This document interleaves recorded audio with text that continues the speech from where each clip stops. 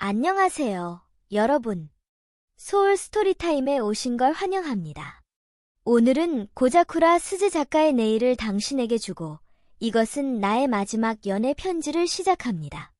사랑과 작별의 마음이 담긴 이야기를 함께 들어볼까요? 제5장 로맨스 판타지 아이하라 미즈키에게 내가 이걸 읽을 때 나는 더 이상 편지를 주고받을 수 없는 상태일 거야. 지금부터 내가 할 이야기가 금방 믿기지는 않을 테고 어쩌면 평생 이해하지 못할지도 몰라. 하지만 마지막이니까 숨김없이 진실을 말할게. 나는 사토 하루키라고 해. 너보다 1살 많은 18살이고 그리고 암에 걸려서 올해 5월부터 입원 중이야. 증상이 심각해져서 더는 펜을 잡을 수 없기 전에 편지 교환을 그만둬야 한다. 언젠가 진실을 알려야 한다는 생각으로 지금 이 편지를 쓰고 있어. 선고받은 지 6개월이 지나도록 살아남아 죽을 날을 막연히 기다리고 있던 9월에 병원 환자 도서실에서 우연히 마음을 발견했어. 내가 줄곧 눈에 밟혔던 나는 내가 이걸 읽던 게 생각나서 바보 같지만 내게 편지를 써서 끼워놨어. 그랬더니 내 답장이 왔지 뭐야. 거짓말 같겠지만 진짜야.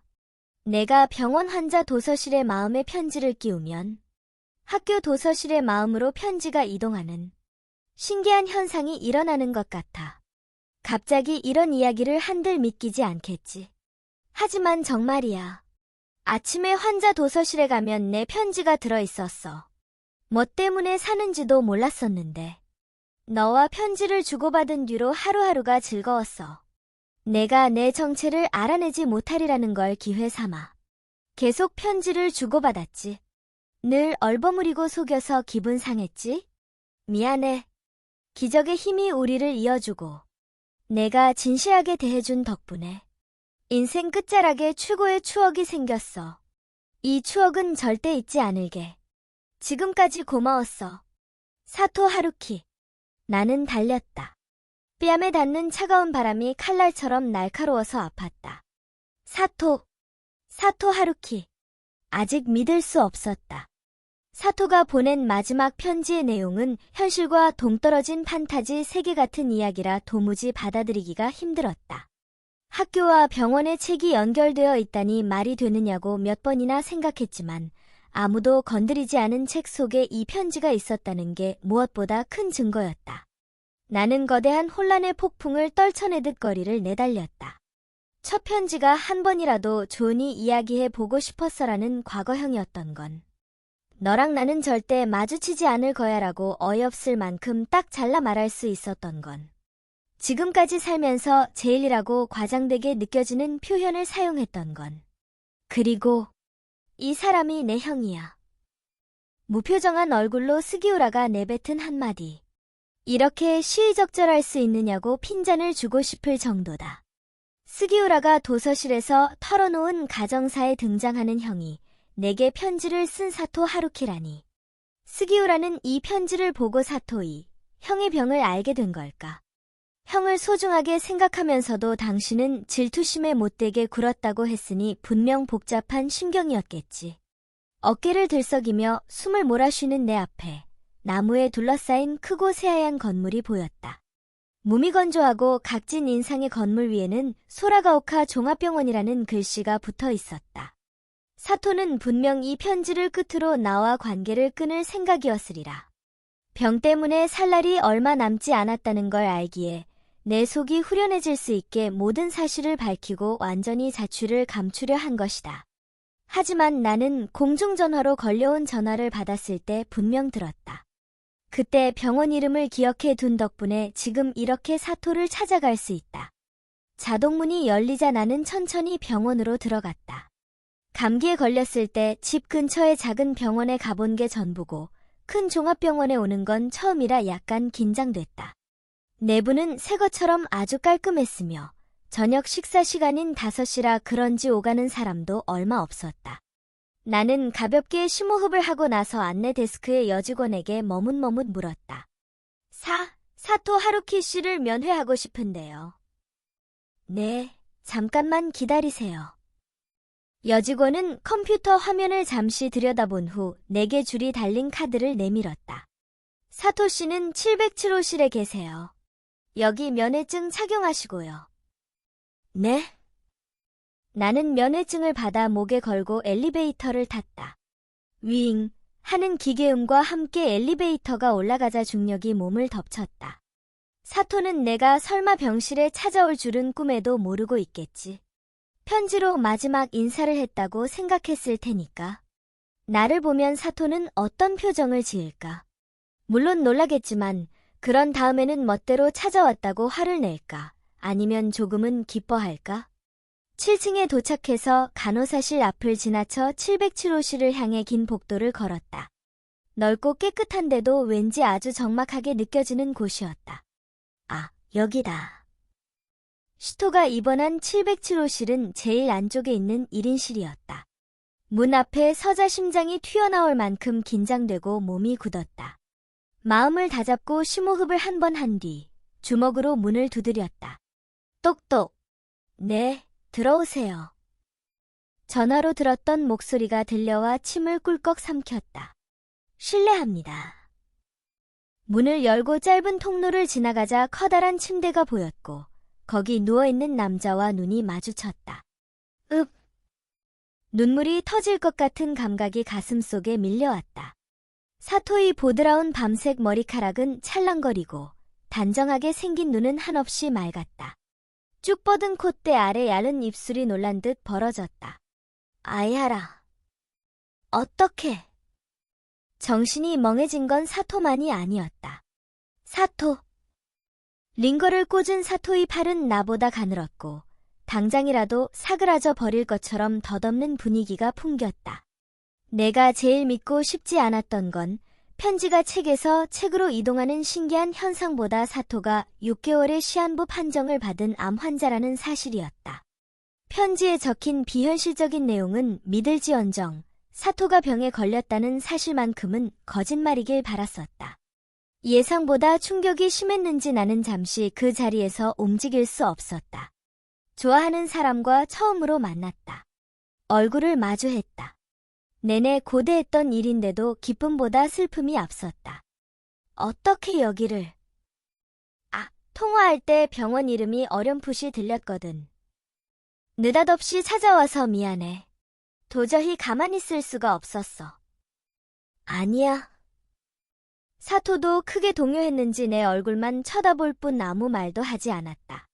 역시 갑자기 찾아오는 건 민폐였나. 나는 고개를 숙여 가방을 열고 어떤 물건을 꺼냈다. 참, 저기 하바리움 별표 가져왔는데 괜찮으면 줄게. 별표 식물을 특수 용액이 담긴 유리병에 넣어서 보존하는 장식품. 아, 그래. 일부러 이런 것까지 가져오고 고마워. 나는 역 앞 인테리어 가게에서 산 작은 하바리움 병을 침대 옆 테이블에 조심스레 내려놓았다. 병에 담긴 싱싱한 보존화가 빛을 받아 환상적으로 빛났다. 지금까지 그렇게 많은 편지를 주고받았지만 직접 만나는 건 처음이라 그런지 어색했다. 묻고 싶은 건 많은데 말이 나오지 않아 묘한 침묵이 흘렀다. 그러고 보니 이상하다. 내가 눈에 밟혔다고 했으니 우리가 만난 게 처음은 아닐 것이다. 분명 어딘가에서 만난 적이 있을 테고 지금 실제로 만나보니 사토의 얼굴이 낯익은 것 같기도 한데. 예쁘다. 그때 사토가 내가 가져온 하바리움을 보고 싱긋 웃었다. 다정하게 웃는 사토를 보자 나도 모르게 눈물이 날 것 같아서 나는 사토의 오른쪽으로 갔다. 드디어 우리가 어디서 만났는지 떠올랐다. 사토, 내가 손수건 준 적 있지? 내 말에 사토는 동그래진 눈을 곧바로 부드럽게 휘며 미소를 지었다. 응, 생각났어? 난 그때 너한테 구원받았어. 나한테 구원받았다고. 5월 초 방과 후 가이토를 짝사랑하던 나는 리스에게서 가이토와 사귀기로 했다는 이야기를 듣고 절망에 빠졌다. 아무 생각 없이 도망쳐 들어간 도서실에서 우연히 발견한 마음을 들고 자리에 앉자 사랑을 잃었다는 슬픔에 왈칵 눈물이 솟았다. 그때 대각선 앞에 앉아 울음을 참고 있는 남학생을 보았다. 나처럼 울 것 같은 얼굴을 보자 어쩐지 손을 뻗어주고 싶어서 마침 가지고 있던 제일 좋아하는 손수건을 그 사람에게 내민 것까지 기억난다. 그 남학생이 바로 사토였다. 도서실에서 울음을 참고 있던 내게 내가 손수건을 준 그날이 내가 마지막으로 학교에 온 날이었어. 졸업하고 싶었지만 병 때문에 자퇴가 정해져서 그때 얼마나 슬펐는지 몰라. 그랬구나. 너도 그날 울었잖아. 아, 응, 실연당했거든. 그렇구나. 그때는 이런 아픔은 아무도 이해 못할 거라고 내 생각만 하는 게 고작이었어. 그런데 자기도 울고 싶을 만큼 아팠으면서 내게 위로를 건네주는 내가 나타난 거야. 내가 마음으로 얼굴을 가린 채 눈물을 흘리는 걸 보고 자신의 아픔은 제쳐놓고 다른 사람을 위로하다니 참 대단하다 싶었어. 나도 죽기 전까지 그런 사람으로 살겠다고 다짐했어. 내가 시련으로 힘들어하던 때에 다른 일로 괴로워하던 사토를 나도 모르게 위로한 줄은 몰랐다. 그럼 스기우라에게 손수건을 준 것도 너야? 미안해. 그날이 학교에 나오는 마지막 날이었으니 어차피 내게 못 돌려줄 것 같아서 도서실에서 자고 있던 도마에게 줬어. 도마하고는 아는 사이야? 응, 너랑 형제지? 맞아. 그런 이야기까지 할 만큼 내 동생이랑 친하구나. 어쩐지 질투나네. 사토는 상쾌하게 웃으며 담담하게 말했다. 아주 자연스럽게 한 말이었지만 내 가슴은 쿵쿵 소리를 내며 뛰기 시작했다. 내 동생 잘 부탁해. 오해받기 십상이지만 본성은 아주 착한 녀석이야. 응, 알았어. 사토는 스기우라를 싫어하지 않는다. 내 손수건을 스기우라에게 주었다는 건 서로 대화가 부족했을 뿐 동생이 형을 아끼는 것처럼 형도 동생을 아낀다는 증거다. 사토가 아직 건강할 때에 두 사람이 오해를 풀고 마음을 나누면 좋겠다. 자연스럽게 사토가 아직 건강할 때라고 생각하고 말았지만 머릿속에서 곱씹어 보자 여전히 사토가 시한부 판정을 받은 암 환자라는 사실이 믿기지 않았다. 정말로 암이야. 내 질문에 사토는 다정한 눈으로 먼 곳을 바라보며 답했다. 응, 골육종이라고 뼈에 생기는 암이야. 점점 몸이 약해지는 게 느껴져. 살 수 있을 거라고 판정받은 기간은 넘겼지만 언제 죽을지 모르지.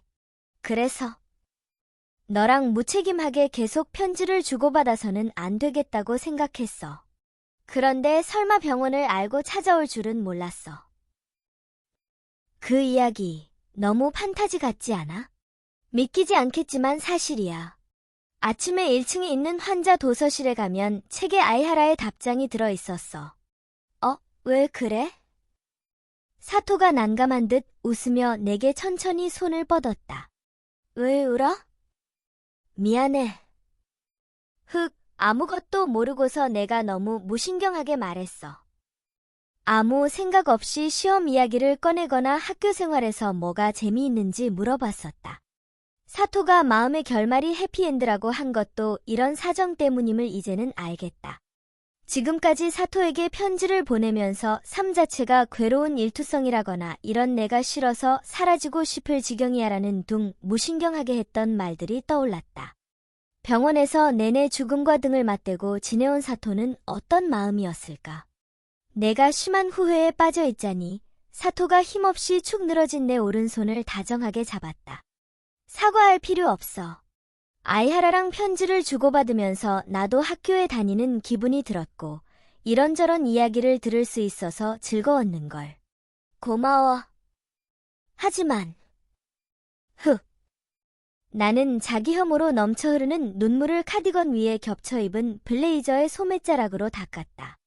눈물이 멈추지 않는 건 자기 혐오 때문만이 아니라 사토가 죽는다는 중대한 사실이 가슴에 푹 박혀서 아팠기 때문이다.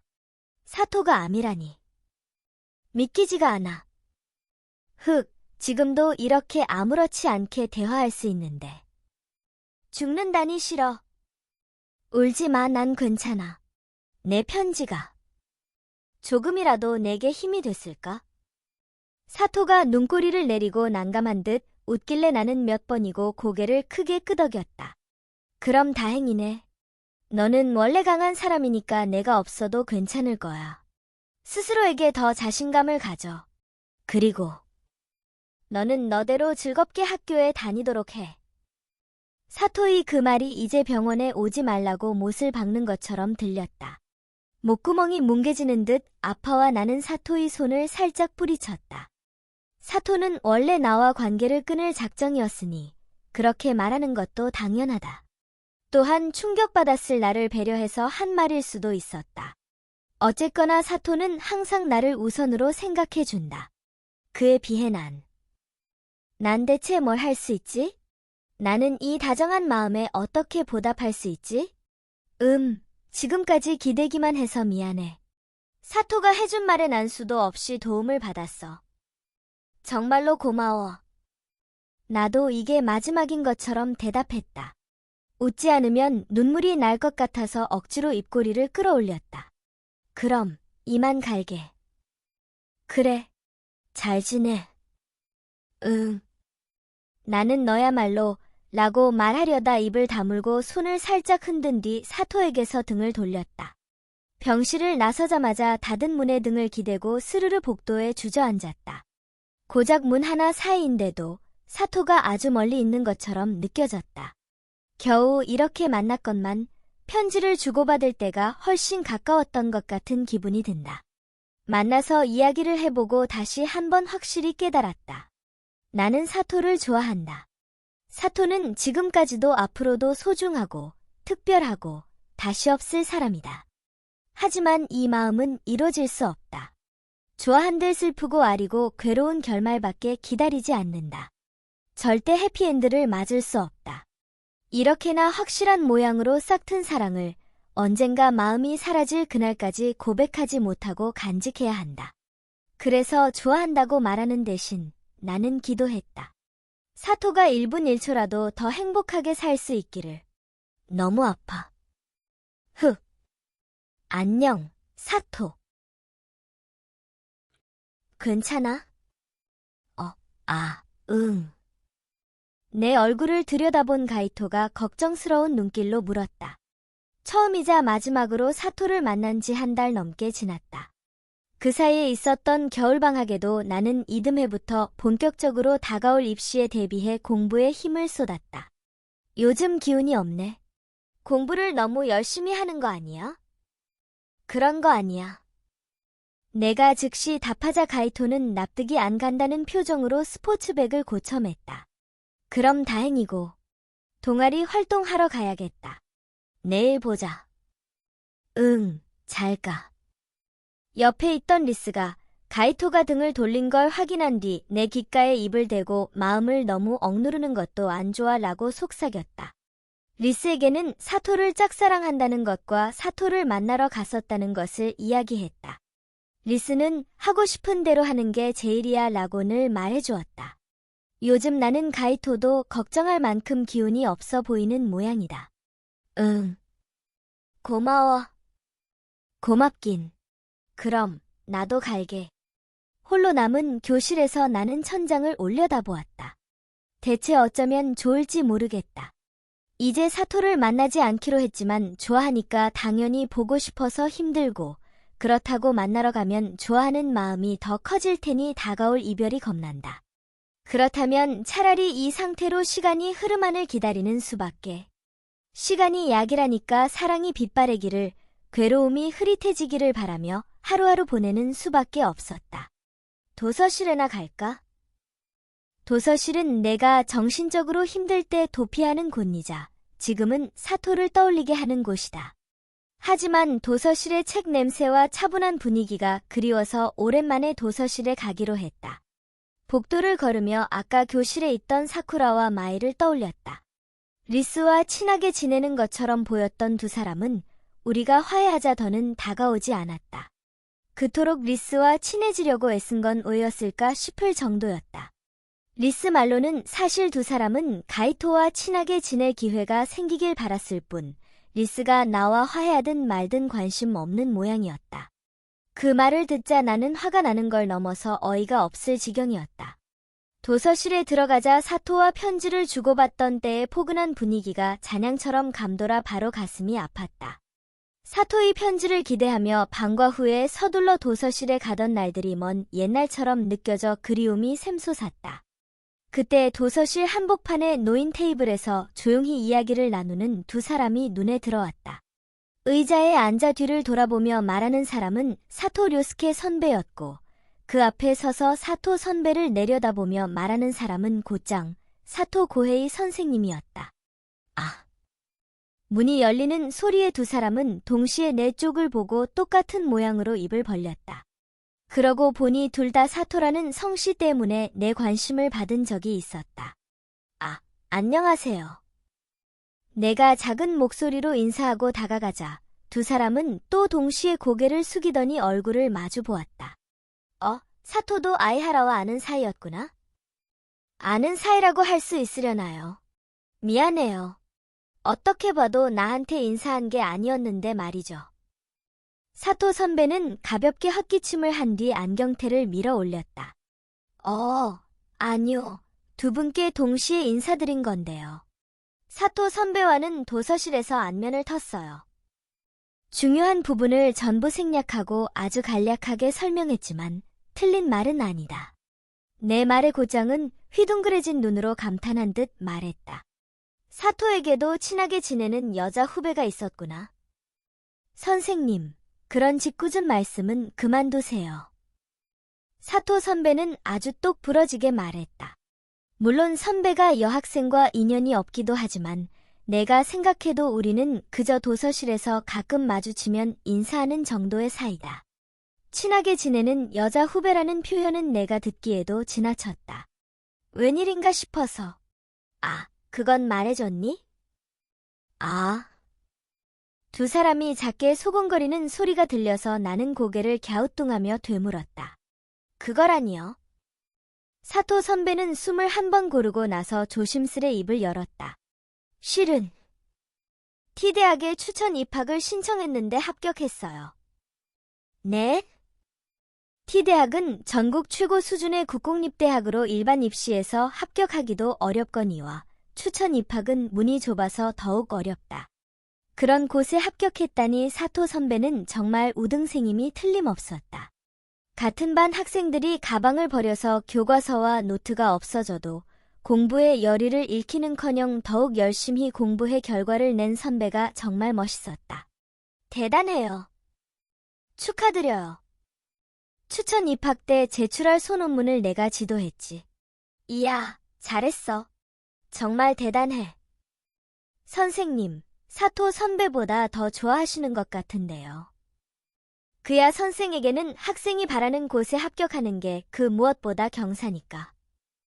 고장은 웃는 얼굴로 내 눈을 보며 목소리에 힘주어 말했다. 아이하라도 내년에는 드디어 수험생이구나.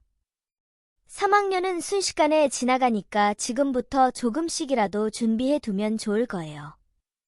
사토 선배의 충고가 그 무엇보다도 설득력 있게 다가와서 나는 긴장한 채 고개를 끄덕였다. 진로에 대해서는 아직 생각해 보지 않았지만 아무튼 공부는 열심히 해두려고요. 그래. 가능성을 넓히는 건 바람직한 일이지만 그렇다고 미래를 너무 불안하게 여길 건 없어. 지금은 지금밖에 할 수 없는 일을 위해 시간을 쓰는 것도 중요하지. 고장의 그 말이 사토에 대한 내 마음을 지적하는 것만 같아서 가슴이 아프게 죄어들었다. 옆에서 듣고 있던 사토 선배도 안경 너머의 눈에 강한 의지를 담아 말을 덧붙였다. 불안해서 달아나려고 열심히 하는 것과 미래를 생각해서 열심히 하는 건 비슷한 듯하면서도 전혀 다르니까요. 지금 뭘 하고 싶은지에 대해 자기 자신에게 솔직해지면 후회만큼은 하지 않겠죠. 나는 아무 대답도 할 수 없어 입을 다물었다. 그런 나를 보다 못한 고장이 평소처럼 부드러운 웃음을 지으며 후회라 하고 말을 흘렸다. 나도 연락을 게을리하거나 만나러 가지 않아도 괜찮을 거라고 자만하는 등 돌이켜보면 후회되는 일 천지야. 아직 17살이니까 이왕 할 거라면 후회가 아니라 실패를 하는 편이 낫지. 에리 씨에 관한 이야기임을 나는 단번에 깨달았다. 사토 선배는 의아한 듯 눈썹을 찌푸리며 곧장과 내 얼굴을 번갈아 보았다. 무슨 이야기죠? 비밀이야. 킥킥 웃는 곧장은 후회라는 말을 꺼낸 것 치고는 표정이 밝았고 찌푸린 얼굴로 곧장을 의아하게 쳐다보는 사토 선배도 대학에 합격해 미래로 나아갈 기대의 활기로 가득해 보였다. 지금의 내게 두 사람은 정말로 눈부셨다. 나는 역 플랫폼에서 전철을 기다리며 아까 곧장과 사토 선배가 해준 말을 속으로 곱씹었다. 두 사람은 내가 진로를 너무 고민하지 않도록 충고해 준 것이겠지만 나는 사토에 대한 마음을 들킨 것처럼 느껴졌다. 나는 사토를 만나지 않는 것이 나를 위해서도 사토를 위해서도 좋다고 줄곧 생각해왔다. 암으로 삶이 얼마 남지 않은 사토를 만나지 않는 것만이 내가 슬픔에서 벗어나는 최선의 방법이며 사토의 배려에 답하는 길이라고도 생각했다. 하지만 그건 불안해서 달아나는 것과 똑같은 짓 아닐까? 사랑을 가슴속 깊은 곳에 감추고 내 본심을 못 본 척하는 게 단순한 도피에 불과하다면 나는 어떻게 해야 할까? 으아. 돌아보자 스기우라가 손을 들고 서 있었다. 스기우라는 내 옆에 서더니 아무렇지도 않게 물었다. 왜 시무룩한 얼굴이냐? 아무것도 아니야. 오늘은 여러 사람이 걱정해주는 날이다. 지금은 혼자만의 생각에 잠겨 있었기 때문인지도 모르겠지만 다른 사람에게 몇 번이고 들키다니 안 될 일이다.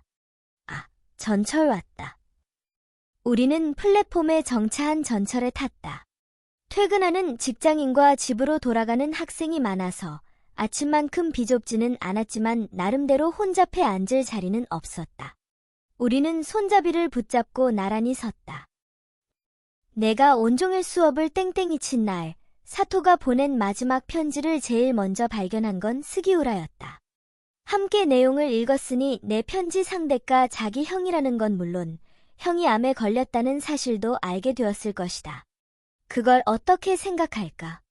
앞에 앉은 직장인의 가방을 멍하니 바라보며 생각하고 있자니 그러고 보니 라고 말하며 스기우라가 내게 고개를 돌렸다. 형이 보낸 편지 말이야. 편지가 병원과 학교를 순간이동했다는 거 믿어? 뭐라고? 왜? 편지에 적혀 있었잖아. 마음의 편지를 끼웠더니 공간을 뛰어넘어 편지가 도착했다는 이야기. 진실은 뭐였을까? 100% 믿었느냐고 하면 그렇지는 않았지만 그렇지 않고서야 학교에 올 수 없던 사토가 어떻게 편지를 도서실에 있는 책에 끼웠겠느냐고 말한다면 더는 반박할 여지가 없다. 있을 수 없는 일이지만. 믿어. 나는 창밖을 흘러가는 풍경에 눈길을 주며 그렇게 대답했다. 스기우라가 그럴 리가 있냐라고 핀잔을 줄지도 모른다고 생각하면서도 내 기분을 솔직하게 말했다. 그래? 나도 두 사람의 인연이 강해서 일어난 일 아닐까 싶어. 스기우라가 뜻밖에도 동의해주자 어쩐지 기뻤다. 내가 실연당한 날, 그리고 사토가 병으로 자퇴하기로 결정하고 마지막으로 학교에 온 날, 불행에 빠진 우리는 우연히도 마주쳤다. 그 만남이 편지가 공간을 초월하는 현상을 일으켰다면 스기우라 말 맞다나 나와 사토의 인연이 강했던 건지도 모르겠다. 하지만 한편으로는 안타깝기도 했다. 스기우라가 형이 암에 걸린 것에 대한 말은 일절 없이 마치 진실에서 달아나듯 나와 사토의 관계에 대해서만 이야기했기 때문이다. 달아난다. 그거야말로 내가 직면한 상황이라 번쩍 깨달음이 가슴에 치밀었다. 형이 암에 걸린 거 알고 있었어? 나도 모르게 불쑥 스기우라에게 물었다. 아니. 스기우라가 잠시 침묵을 지키다 고개를 살짝 젓길래 나는 목소리를 짜내어 작게 말했다. 병원에 안 가봐도 돼? 내가 무슨 자격으로 스기우라에게 그런 말을 하느냐고 머릿속 한구석으로 생각하면서도 두 사람이 오해한 채 화해하지 못하고 영원히 이별하는 일만은 절대로 있어서는 안 된다는 생각이 강해졌다. 두 사람의 진심을 아는 내가 할 수 있는 일이 뭐가 있을까 생각해봤지만 두 사람이 대화를 나누도록 재촉하는 것밖에는 떠오르지 않았다. 하지만 형은 날 싫어할 테니 내가 보고 싶지 않을 거야. 아니야. 형도 떨어져 있지만 스기우라를 걱정해. 모르는 소리 하지 마. 알아? 난 사토를 만나러 병원에. 나도 형을 보고 싶지 않고. 스기우라가 딱 잘라 말했다. 어째서?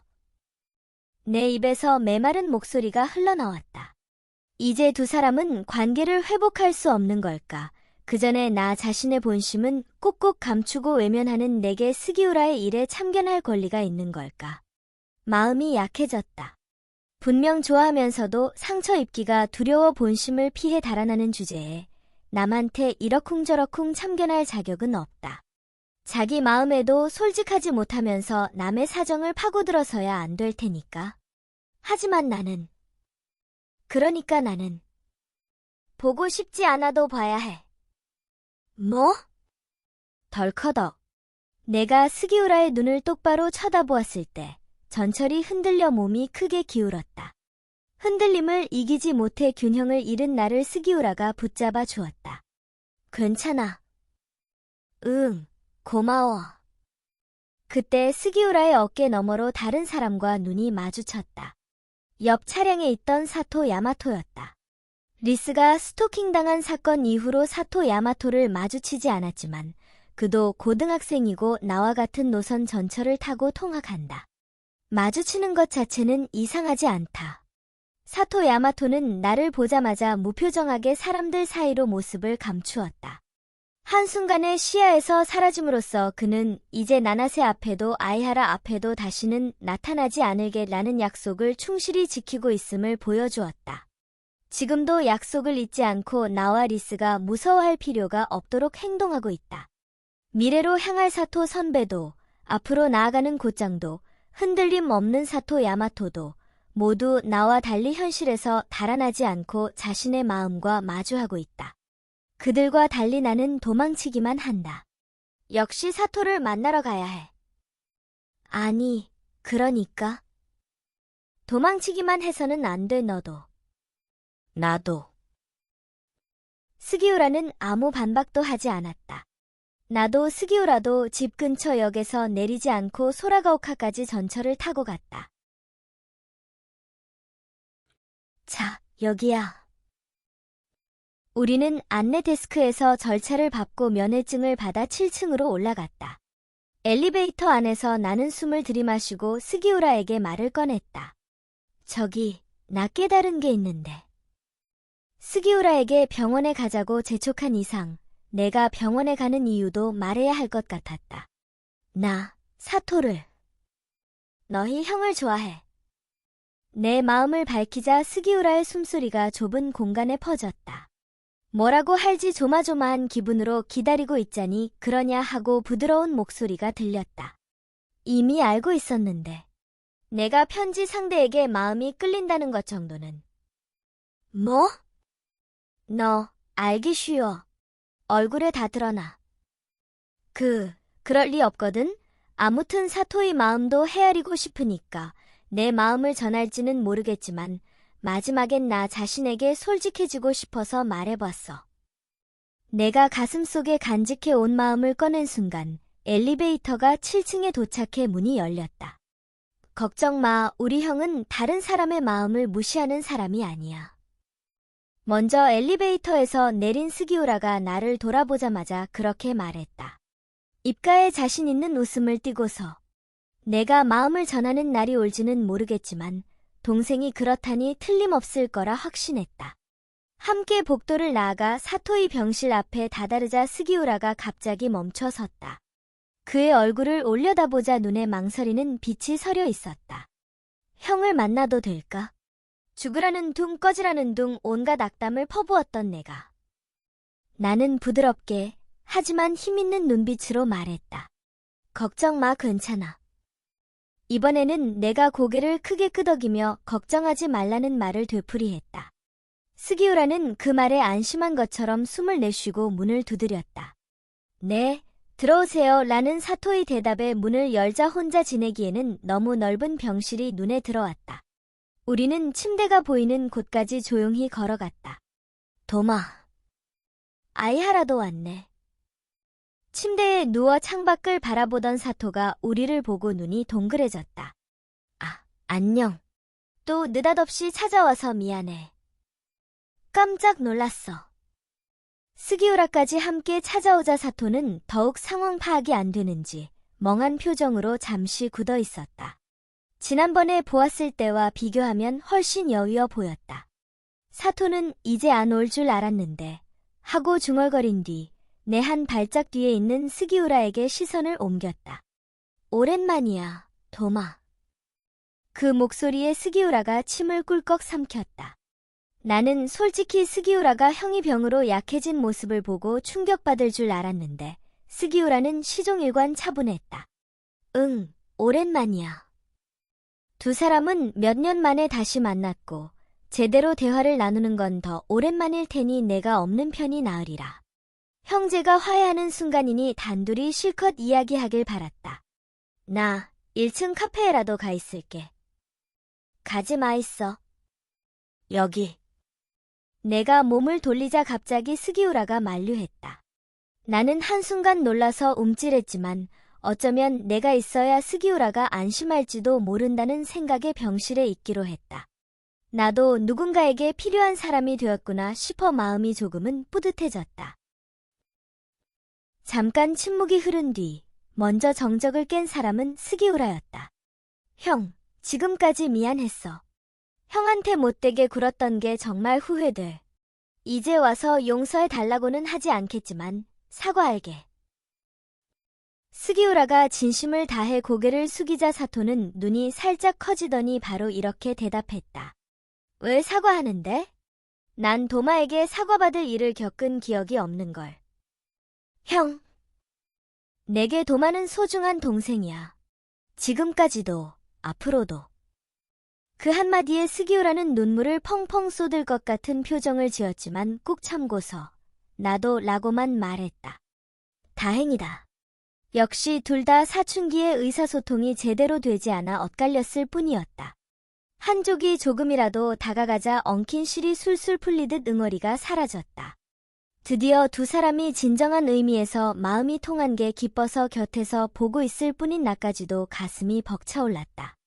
그러고 보니 어머니는 어떠셔? 둘이 잘 지내? 아니. 전혀. 밤에는 어머니가 집에 없고 이야기도 거의 안 해. 그렇구나.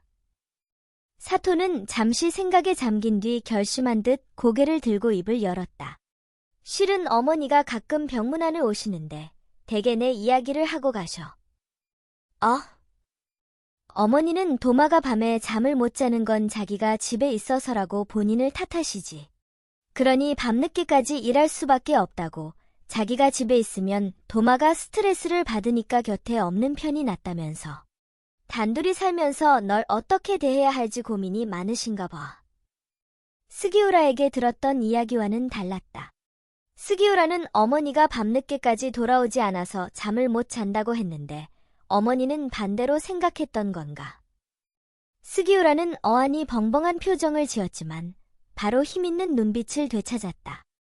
어머니하고 이야기해 볼게. 응, 그게 좋겠어. 어머니도 분명 기뻐하실 거야. 사토는 기특하다는 듯 스기우라를 다정하게 바라보며 고개를 끄덕였다. 사토가 어머니의 마음을 알려준 덕분에 스기우라는 분명 어머니와 금방 관계를 회복하겠지. 사토는 역시 대단하다. 주변을 잘 살피다가 언제든지 남에게 도움이 되는 말을 해주니까. 가족도 친구도 아닌 나조차 여러 번 격려를 받았다. 생각해보면 스기우라도 사토와 비슷한 구석이 있다. 진실한 눈빛도 그렇지만 은근히 다정하게 구는 면이 과연 형제구나 싶다. 넌 형한테 할 말 없어? 나? 가족 이야기가 일단락되자 스기우라가 갑자기 내게 눈짓을 하며 화제를 돌렸다. 난 오늘은 특별한 용건 없는데. 오늘 내가 병원에 온 건 스기우라와 사토 사이에 생긴 골을 조금이라도 메우고 싶었기 때문이다. 그리고 내 마음을 외면하지 말고 똑바로 마주보기로 결심했기 때문이다. 사토, 나 앞으로도 병원에 오면 안 될까? 내가 머뭇머뭇 묻자 사토는 잠시 생각에 잠긴 뒤 민망한 듯 미소 지었다. 아이하라의 얼굴을 보면 기운이 날 것 같아. 고마워. 설령 이 선택으로 울거나 괴로워할 일이 생겨도 상관없다. 가슴이 찢어질 듯 아플지언정 절대 후회하지는 않을 것이다. 마지막까지 사토를 사랑한다. 그것이 내가 선택한 길이었다. 그로부터 한 달간 나는 자주 사토를 찾아갔다. 나는 나대로 공부도 해야 하고 학교에도 다녀야 하니 매일은 아니었지만 방과 후에 시간이 날 때마다 병원을 찾았다. 그러던 중 사토의 골육종이 폐로 전이되었고 최근에는 상태가 현저하게 악화됐다. 그래서 친구가 수업 시간에 졸았는데 선생님이 이름을 불렀을 때 마침 잠꼬대를 했지 뭐야. 그 다음엔 선생님의 질문에 대답을 못해서 선생님이 그 친구를 혼내고 설명하셨는데 그 설명이 틀렸던 거야. 그걸 친구가 알아차리고 지적했다는 말씀. 산소 마스크를 쓴 사토가 입꼬리를 끌어올리고 힘없이 웃었다. 반투명한 산소 마스크가 뿌옇게 흐려졌다. 무리해서 반응 안 해도 돼. 그냥 내가 이야기하고 싶을 뿐이니까. 재미있어서 웃은 거야. 요즘 사토는 호흡에 자주 문제가 생겨서 내가 일방적으로 말하는 상황이 많아졌다. 그래도 표정을 보면 사토가 즐거워한다는 걸 알 수 있어서 그걸로 충분했다. 그리고 요즘은 모의고사를 많이 쳐. 나는 국공립지망이라 주말에도 쉴 수 없어서 힘들지만 지금부터 열심히 해둬야겠다 싶어. 3학년이 되기 전에 취약한 과목도 보강해 놓아야 하고. 고생이 많네. 나중에 뭐가 되고 싶어? 내게 미래를 묻는 사토의 눈은 자신의 미래를 내게 투영한 것처럼 빛났다. 아직 정하지는 않았는데. 하고 싶은 일을 빨리 찾아봐야겠어. 아니면 전공도 못 정할 테니까. 그렇구나. 문과에다 도서실에 자주 들락날락했던 것 치고는 사실 독서 자체를 그렇게 좋아하지는 않았어. 하지만 사토와 마음에 대해 이야기했을 때부터 책 읽는 게 좋아졌거든. 그래서 문학부도 염두에 두고 있어. 힘내. 내가 하고 고개를 끄덕였을 때 갑자기 사토가 자기 가슴께로 손을 옮겼다. 그러는가 싶더니 환자복의 옷깃을 꽉 움켜쥐었다.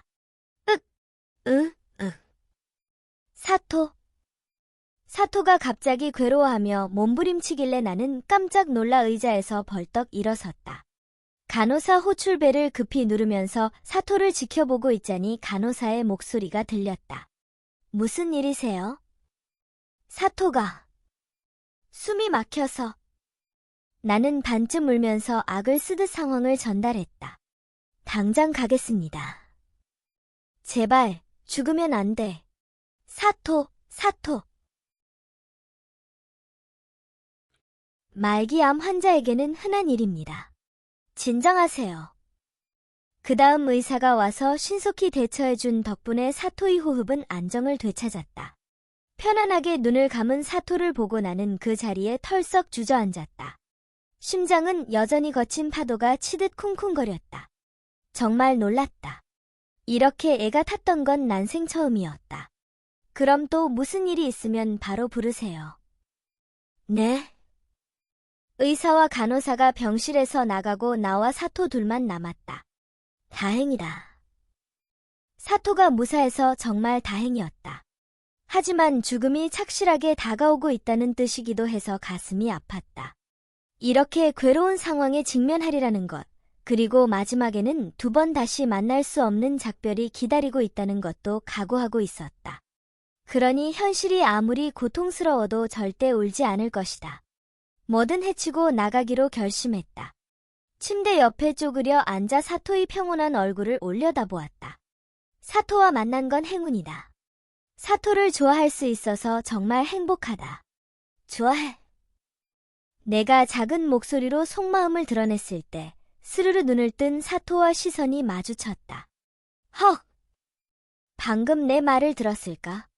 한순간 몹시 당황했지만 사토의 표정이 아주 따스해서 가슴이 벅차올랐다. 사토가 무사히 깨어나서 다행이다. 한 번 더 말해줘.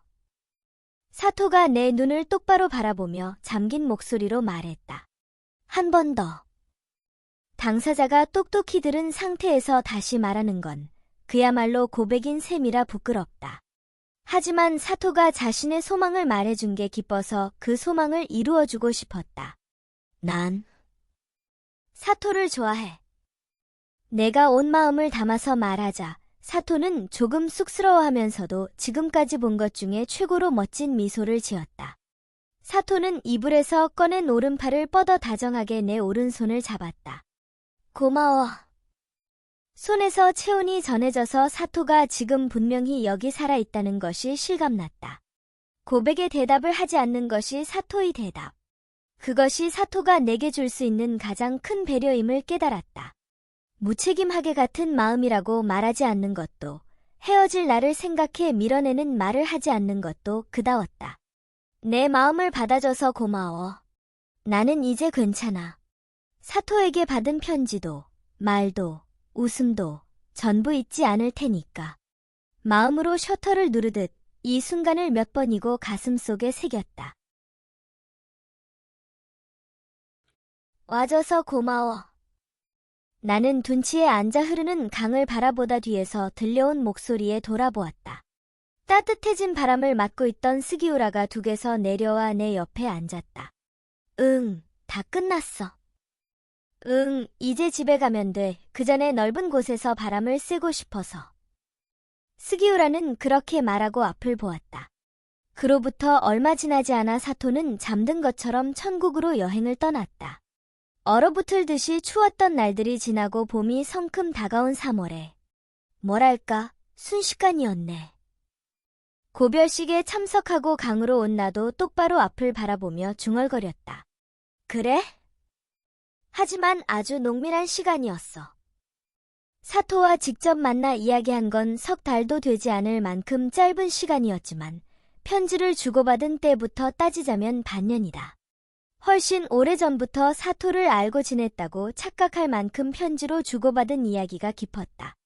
사토가 보낸 편지는 우리 집 책상 서랍에 전부 소중하게 보관해 놓았다. 울었어? 스기우라가 대뜸 물었다. 아니, 울지는 않았어. 이야, 펑펑 울 줄 알았는데. 마음도 전했으니 슬플 건 없지. 넌? 나도 미련 없이 보내서 그런지 의외로 덤덤해. 마찬가지야. 그때 곧 찾아올 봄을 알리듯 보드라운 바람이 불어와서 사토가 생각났다. 봄처럼 따스한 사람이었다. 아참, 이거 형이 너한테 주랬어. 나는 스기우라가 내민 문고본을 받아들고 고개를 갸웃했다. 마음. 병원 환자 도서실에 있던 이 책을 꼭 갖고 싶으니 팔아달라고 병원에 부탁했다나 봐. 너한테 주고 싶어서. 그러고 보니 사토와 스기우라의 아버지는 회사 사장이라고 했던 것 같다. 병원의 책들을 사들이다니 상상을 초월해서 나도 모르게 눈이 동그래졌다. 누구에게도 주고 싶지 않을 만큼 사토가 이 책을 소중하게 여겼다는 증거다. 이 책이 공간을 초월해 사토의 편지를 내게 전해주었구나. 그렇게 생각하자 신기하면서도 기쁨과 슬픔이 솟아올라 나는 마음을 품에 꼭 끌어안았다. 고마워. 그래, 난 이만 가봐야겠다. 다음에 보자. 아, 응, 학교에서 봐. 스기우라는 강 옆길을 걸어 장례식장으로 돌아갔다.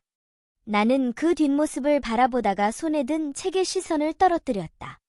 마음이라는 글씨만 박힌 단순한 표지로 학교 도서실에 있는 것과 같은 출판사의 책임을 알 수 있었지만 역시 병원 도서실의 책이 새 것인지 구겨지거나 접힌 자국 하나 없이 깨끗했다.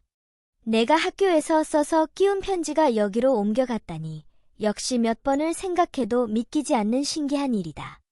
별 생각 없이 페이지를 팔락팔락 넘기며 사토와 사토에게서 받은 편지를 생각하고 있는데 어라? 문장 중간중간에 동그라미 쳐진 글자가 눈에 들어왔다. 아무 규칙성도 없이 그저 동그라미만 쳐진 글자들을 하나하나 짚어갔다. 아, 이, 하. 나는 사토가 무슨 의도로 글자에 동그라미를 쳤는지 궁금해 정신없이 페이지를 넘겼다. 그리고 모든 글자가 이어졌을 때 울지 않겠다고 단언한 주제에 굵은 눈물이 쏟아졌다. 아이하라, 고마워. 나도 너를 좋아해. 못됐어, 못됐어. 마지막에 이런 행복한 말을 남기고 가다니. 눈물이 뚝뚝 떨어져서 책에 커다란 얼룩이 생겼다. 사토도 나와 같은 마음이었다. 우리의 감정은 분명 서로에게 가닿았다. 굳센 척했던 것도 소용없이 슬픔을 자각하자 눈물이 멈출 줄 몰랐다. 나는 사토가 오래오래 살았으면 했다. 하지만 잘 봐, 너와 편지를 주고받으면서 난 변했으니까. 강해졌으니까. 이제는 멈춰 섰을 때나 벽에 부딪혔을 때 언제든지 사토가 준 편지를 떠올릴 수 있다. 내 마음에 사토가 편지를 보내준다. 그러니 이 사랑을 가슴에 품고 내 목까지 살아갈 거야. 하늘을 올려다보자 구름 사이로 흘러나온 한 줄기 햇빛이 책과 함께 나를 환하게 비추었다. 소울 스토리타임을 시청해주셔서 감사합니다. 오늘의 이야기가 마음에 드셨다면 좋아요와 구독을 눌러주세요. 매주 화요일, 수요일, 금요일, 일요일에 새로운 이야기로 찾아뵙겠습니다. 다음 이야기까지 행복한 시간 보내세요. 그럼 안녕.